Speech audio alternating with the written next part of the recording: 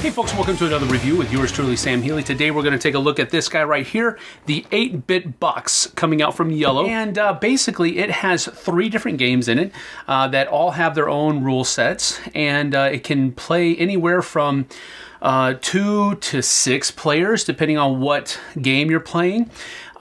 Each game has a maximum of about 40 minutes, 45 minutes, all the way down to maybe 15 or 20 minutes. So it has a pretty good range. None of them are over an hour, and there's 3 different games, and there's supposed to be more games coming out for it in the future, or at least that's the plan.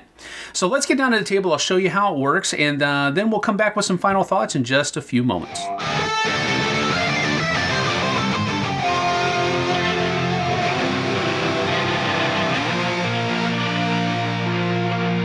Now, as we open the 8-bit box, we go ahead and take the slip case off of it, and this comes right off, showing you everything that comes inside. So here you have 3 games, and then you have one that is just a box that will hold another game that they will possibly come out with later on. So there is a little bit of room for expansion in here. And then, so these guys will come out all like this. All right. And then you also have this box right here, which is going to hold, first of all of the different controllers that you're going to be using for the game. And then on the inside, it has some generic components, a bunch of cubes that are in neutral colors and then player colors as well. And then you're also going to have a bunch of dice that are going to be used for the different games as well. So these are generic components that may or may not be used with the 3 different games. And then each game comes with a set of components that will be used specifically for that particular game. So now that you understand that, let's go ahead and take a look at these 3 games. So here I have set up for you the first game that comes in the 8-bit box series, and that is Pixoid. Now, Pixoid is basically let's call it what it is. It's basically a Pac-Man variant where you're going to have one person playing Pixoid, and then the other 3 or 2 players are going to be the bugs that are trying to catch Pixoid and keep him from scoring all 12 of these cubes. So this game is going to, or rather 1/4 or 1/3, depending on how many players you're playing, of the game is going to be getting 12 cubes, and then somebody else will play Pixoid and they will try to get 12 cubes, and so forth and so on. There are basically 2 ways that the game can end, or each round can end, and that is by one of the bugs catching Pixoid. That will end the round, and then Pixoid will get a number of points on the score track here equal to how many of these cubes he has been able to get, plus any of these bonus neutral ones that he was able to pick up. And then the other bugs will score however many points are left.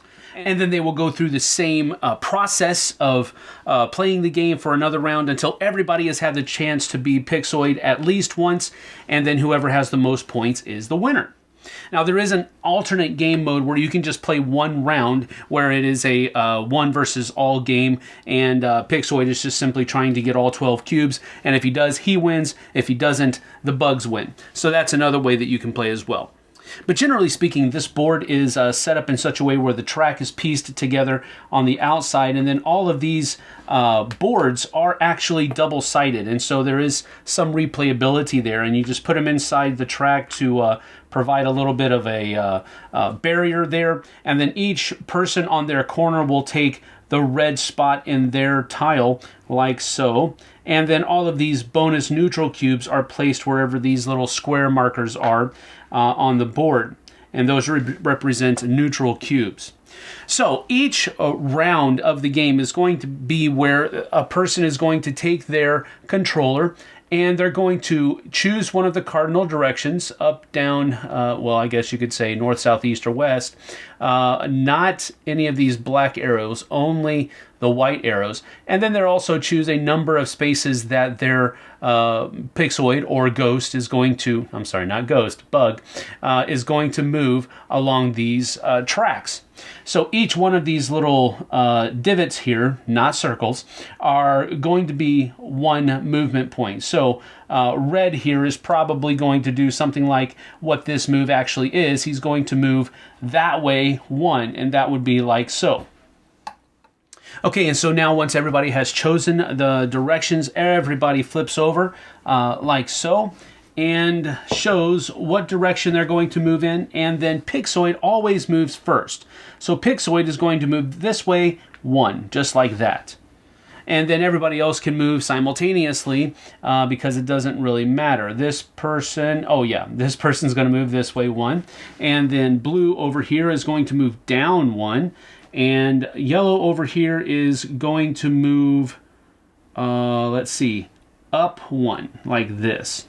Now it is important to note here that the bugs cannot talk to each other. They cannot coordinate during the course of choosing how far and in what direction they're going to move. They must stay silent. And so now that everybody has chosen for their second move, everybody flips over, and then Pixoid goes first. So he's going to go up 2, which is 1, 2. And so he's going to score this as a bonus round. One thing I forgot to do is when he passed and did not get caught that first round, he gets 1 token, like so. And now, since he's not going to be caught this round, he's going to get a second one. So these are going to score. These are like the game ender.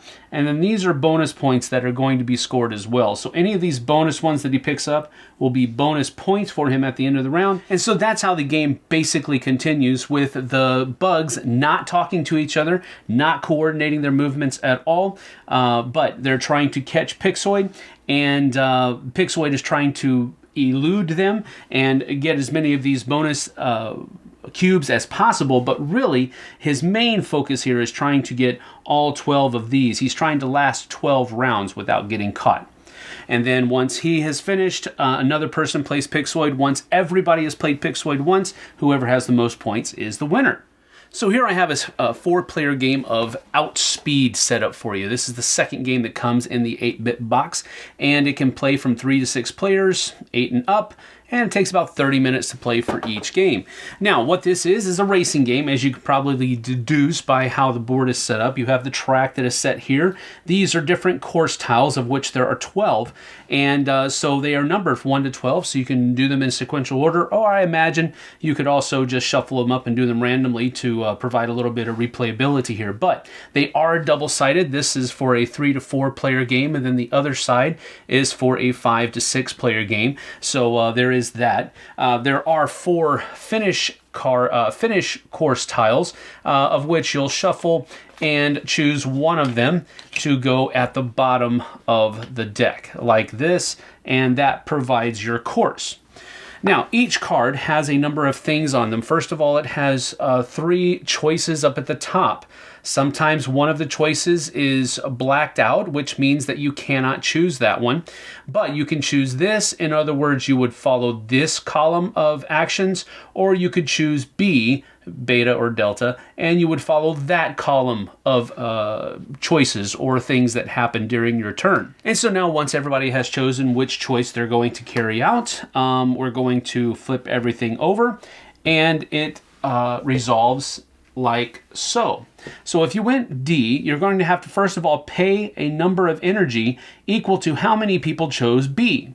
Well, if we look out here, 3 people chose D, and 1 person, green, chose B. So the people that chose D have to each pay 1 fuel for their action, and then they get to move forward 3. So blue moves forward 3, red moves forward 3, and yellow moves forward 3.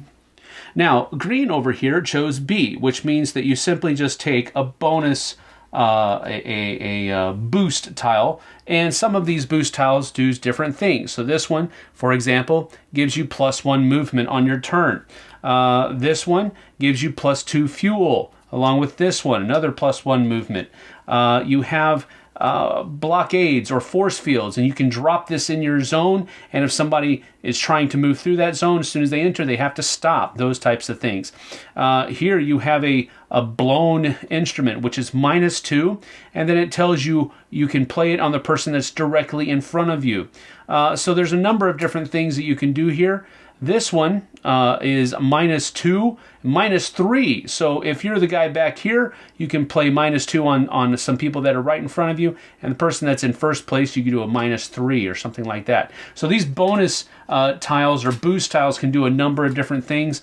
So green is going to take one of them. I don't know which one. Let's see. Let's just take that one right there and put that down in front of me. Now, once we are done resolving this, we put it aside and we go on to the next one. And now once everybody is chosen, we of course reveal everything and resolve those effects. So over here, green chose to do Delta, which is this right here. They have to pay 1 fuel, and then they get to move forward 3. But before we actually flipped everything over, we do get to choose if we're going to use any bonus tiles. So the green is going to use this +1 movement that they got, so they get to move 4. So 1, 2, 3, and 4, like that. And then all of these guys chose to get a boost, so they all use 1 energy token, and they also get a boost as well. Now in the third round here, we have a card that has a different icon up here, and this means that only 2 people can choose this route. If more than 2 people choose this route, nobody gets to do it. Everybody misses their turn. This one, however, anybody can do it because it doesn't have that restriction. We're going to have the bonus tile phase, which means that people who have bonus tiles, since there was only one last round, I didn't really differentiate this, but people who have bonus tiles now are able to choose to play them or not. Blue and yellow are going to choose not to play theirs, but red is going to choose to play his, and that is going to get him 2 bonus fuel, and then that one is discarded. Now we go through and choose which avenue we're going to go. And now once everybody has chosen, we reveal and carry out the effects of each one that is there. All right, so here we have D. They're going to use 1 energy and then move forward 1 and get a bonus token. So green will move forward 1 and grab a bonus token. D over here, yellow will do the same thing, spend 1 energy. They have 5 here, so they'll get 4, and they will move forward 1 and gain a bonus token. We'll just take that one since it flipped over. And over here, being a little risky, red went ahead and chose B, and they were the only person to do that, so it is okay. But they do have to use 3 energy, so we'll put those back. And then he moves forward 5. So 1, 2, 3, 4, and 5. And then blue over here did the safe bet and has to spend 1 energy and then move forward 1 and gain a bonus token. Now the next one, I just want to show this, is that you have all 3 possibilities available to the players. This one, however, only 1 person can go here. If more than 1 person goes, nobody gets to do it. These 2 have no such restrictions though, so they're pretty much the same. So that's generally how the game is played. Now, once somebody moves off of this tile, it would be moved back like so. The other thing would be added to it, and if there is anybody on this tile, they are actually eliminated from the game. So that's one thing to come into account with. Now, the game will end in one of 3 different ways, generally speaking. One is that everybody is eliminated, which means that nobody wins. You can be eliminated, as I just explained right here, by being on this when another tile is added, or you can run out of fuel. If you run out of fuel, you're also ejected from the game. Another way that the game can end is if all but 1 player has been eliminated, or if you have 1 person in the lead when at the end of the final tile, that person is the winner and the game will end that way. And here I have set up a 4-player game of the 3rd and final game that comes in the 8-bit box, Stadium. And this is like a track and field type of game where it has to be either 4 or 6 players. So you have teams of 2 or teams of 3. So you do have to have an even number of players in order to play Stadium. So basically, you have one team, the blue team, going against the other team, the red team, and you're competing in a bunch of these different events, and whoever has the most points based upon their medal count at the end of all of the events is the winner. So as you can see here, I'll go ahead and just show this to you up a little bit closer. Golds are worth 4 points each, silvers are worth 2 points each, and then bronze are worth 1 point each. And whoever has the most points by adding up those 3 rows or the columns in those 3 rows is the winner at the end of the game. Each player starts with 25 energy that they'll be spending over the course of all of these different turns. Now, you do have to understand that there are 1, 2, 3, 4, 5, 6, 7, 8 events where they are going to possibly have to be spending energy, and then there are 2 events where they might be able to get some energy back if they choose to go that route. So what would happen first is a first player would be determined, because sometimes the first player does matter because you'll go in clockwise order determining what you're going to do and so forth. But after that, your first event is flipped over. And now you can take the Trial Tiles description booklet and look this up. This is the equestrian, which simply means down here, let me show a little bit closer. Okay, so first of all, you can talk freely. That's what this icon right here means. You can talk to each other. Gold, silver, and bronze will be awarded for this event. On your controller here, you choose what number you're going to use, and that's the amount of energy that you have to spend, and you'll also then roll the green die. And so the amount of energy that you spend plus the die roll is going to determine whether or not you pass that one jump. So everybody starts here with a 0, and they have to get a 3 at least. Well, this goes all the way up to 6, and so it's possible that you could go 0, and then roll a 3 or higher, and you're fine.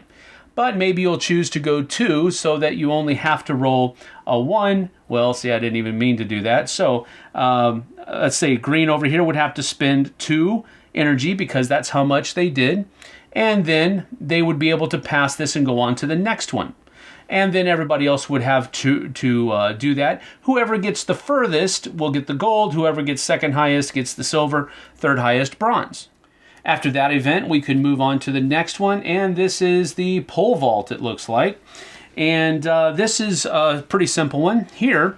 This denotes that players cannot talk to each other, team members cannot talk to each other. A gold, silver, and bronze will be awarded for this.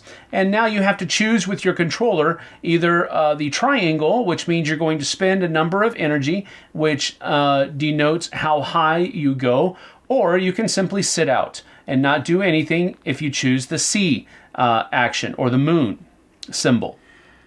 And that's generally how the game is played. You have a number of different events that are out here that all have different descriptions and rules that you get from the book here. And whoever has the highest points based on their medal count at the end of the final event over here is the winner.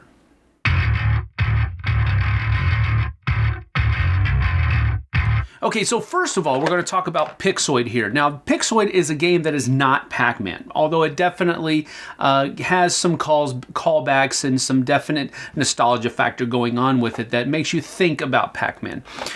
This is a neat deduction game. I like the fact that each of the different bugs cannot talk to each other. I like that because they have to kind of think on their own and what would be the best situation. What do they think the other person's going to do, the other bugs?